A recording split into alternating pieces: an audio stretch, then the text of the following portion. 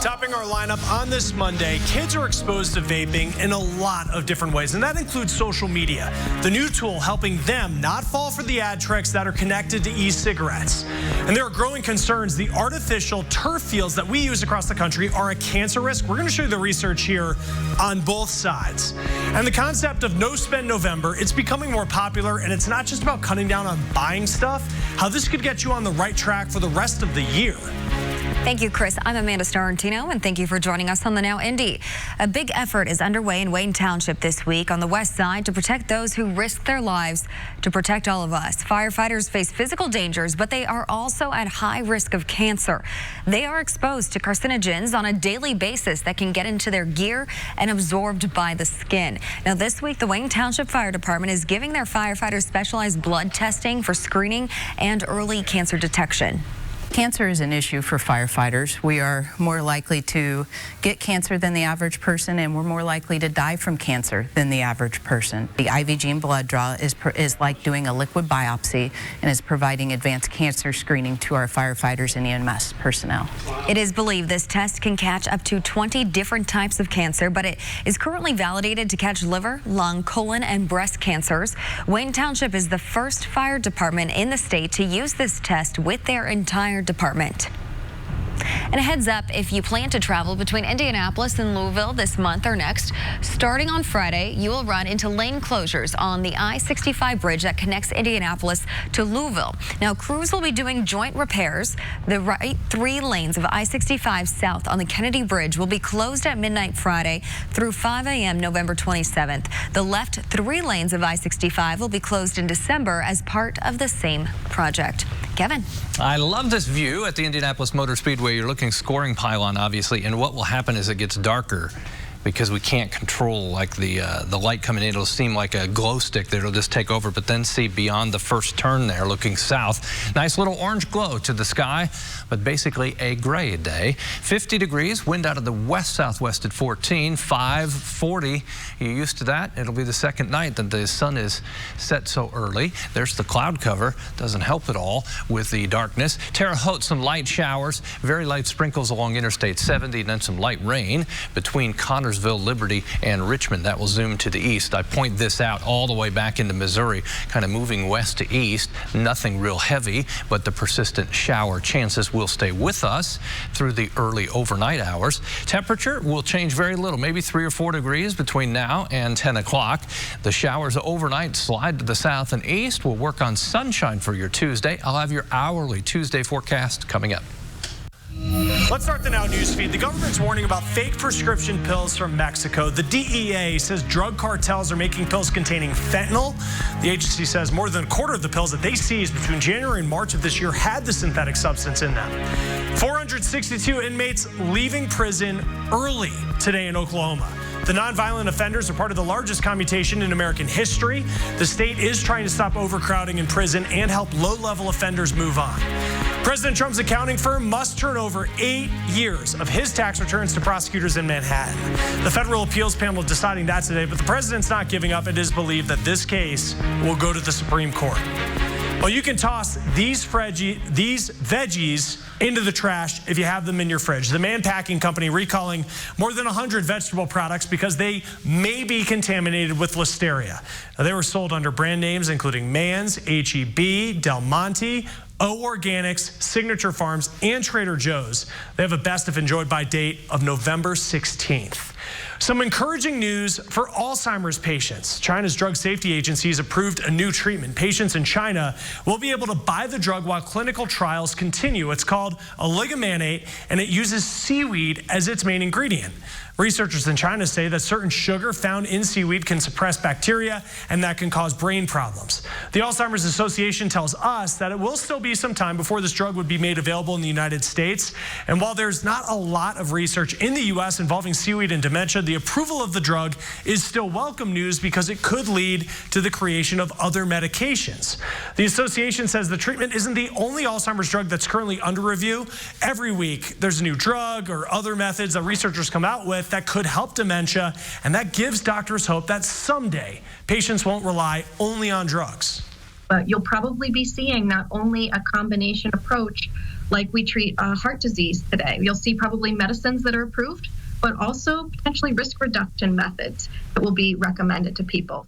Recently, pharmaceutical company Biogen applied for approval of brain amyloid therapy. Cell damage in the amyloid is linked to Alzheimer's. Now, still ahead in our lineup, kids are exposed to vaping in a lot of different ways, and that includes on social media. We're going to talk about the new tool helping them not fall for the ad tricks that are connected to e-cigarettes. You're watching the Now.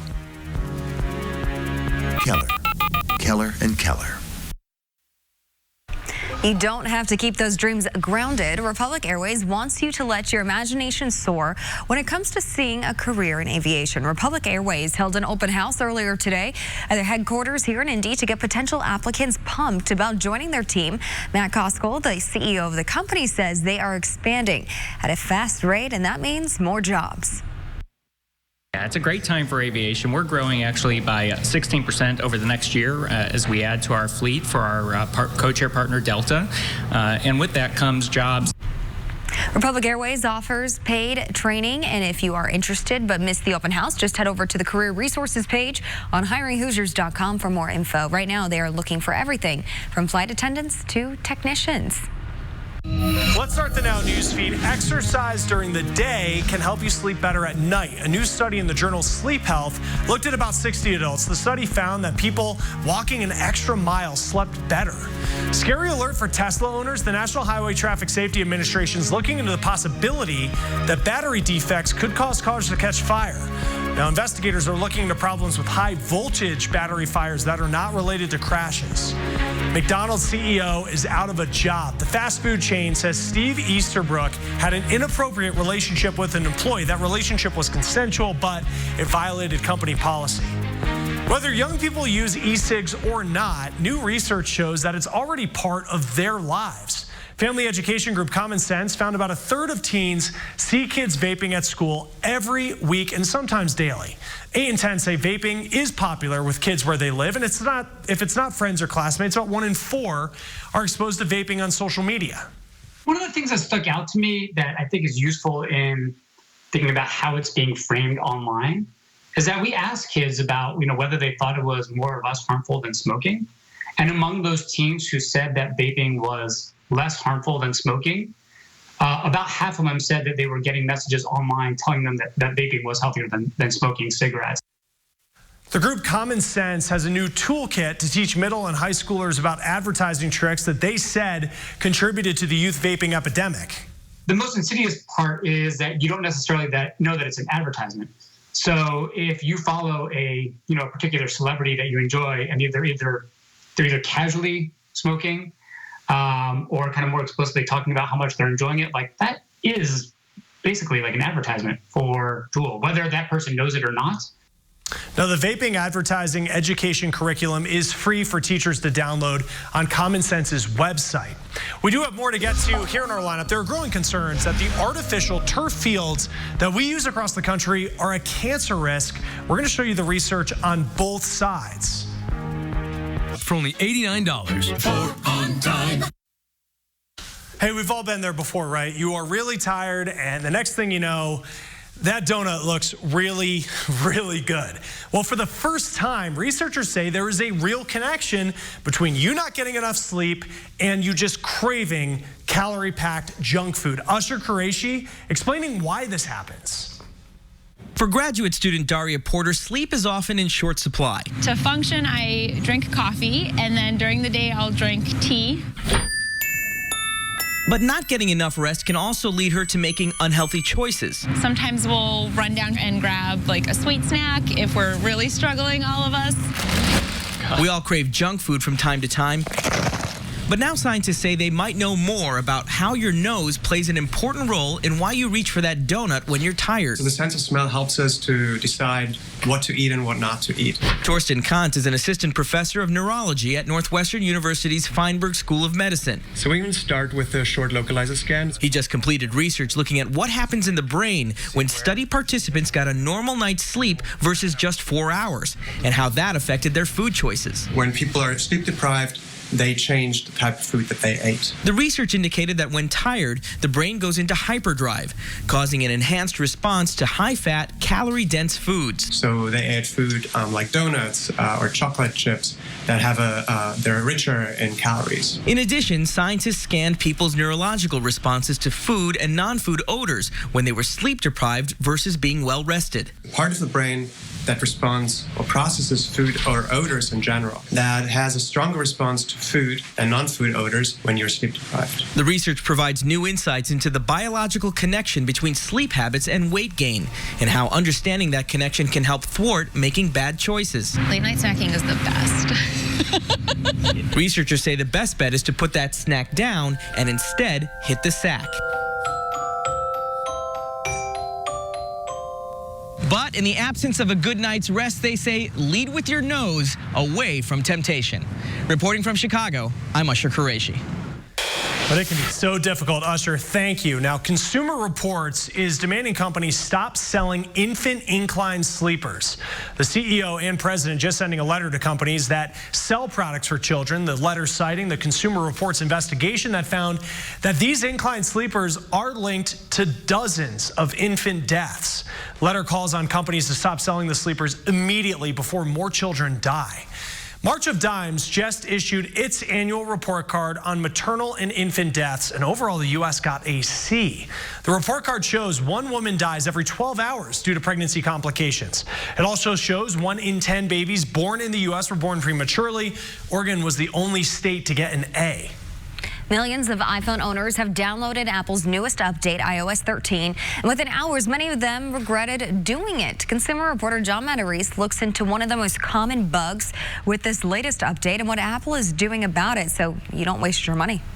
Apple's latest iPhone update, iOS 13, has been a disaster zone, to quote Forbes magazine. It's turned out to be the most buggy iOS update in years. So what should you watch for, and when will they fix it? Jeannie McKinley is a busy realtor who depends on her iPhone 7 for her work. Hello, this is Jeannie. So she updated to the new iOS 13 as soon as it was out. I did the update and made sure that I could get the update with no problem. It turned out to be a bad idea. I didn't notice anything right away, but last week when I went to the doctor's office to get my personal information, my medications and everything, I went to the health app and that was gone. But that was nothing compared to the issue she discovered with photos, where many of her real estate photos were lost. I took the picture of the buyer and I took a picture of the seller. Gone. Gone. At least she's not reporting one of the most common complaints with the iOS 13 update, and that's battery life issues, where some owners say their phone is going to low battery by 2 or 3 in the afternoon.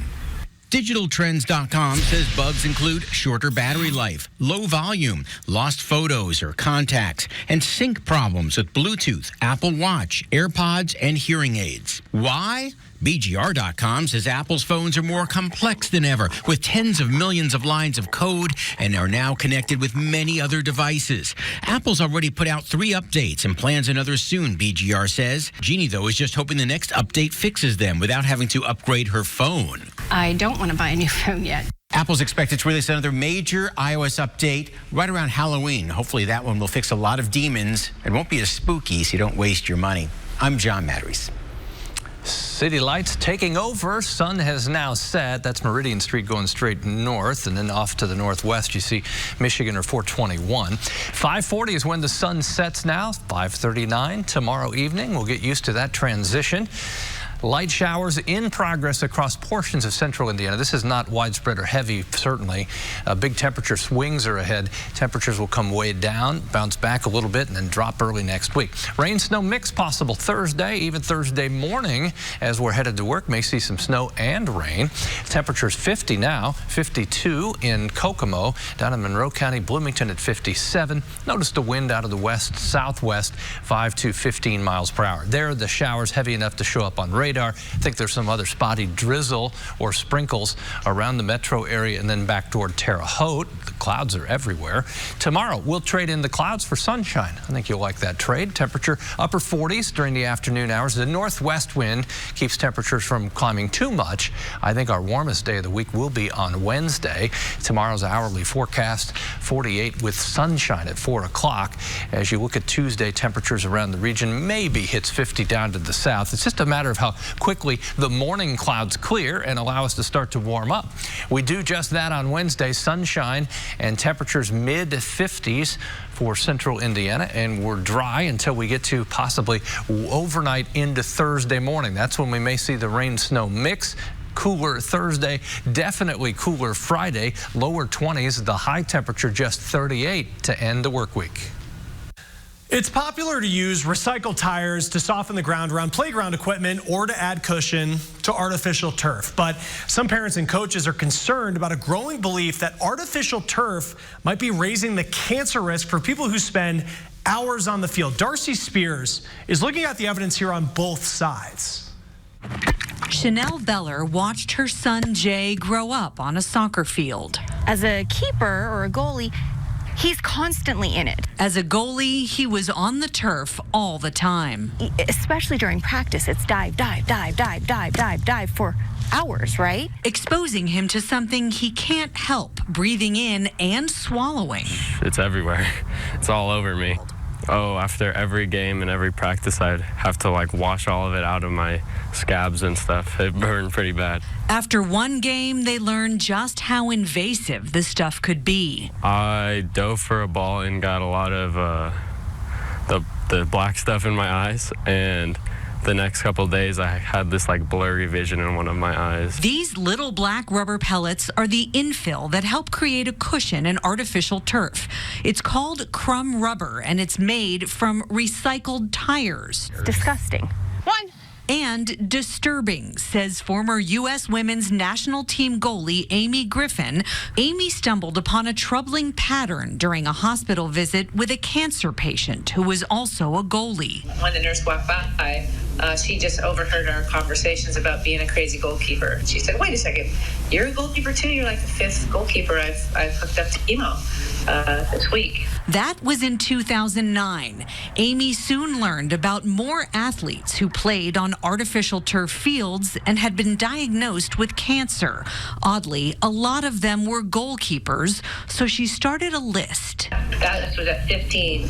Then it went pretty quickly to 35. Studies reveal there are over 300 chemicals in crumb rubber. 52 are classified as carcinogens. The Synthetic Turf Council says carcinogens are everywhere. I'm a parent to little beautiful children that I have absolutely no problem playing on synthetic turf fields. Bond points to several studies that conclude crumb rubber is safe. The feds just released over 800 pages of material. While they still can't say if there's a link between crumb rubber and cancer, Amy Griffin's list keeps getting longer.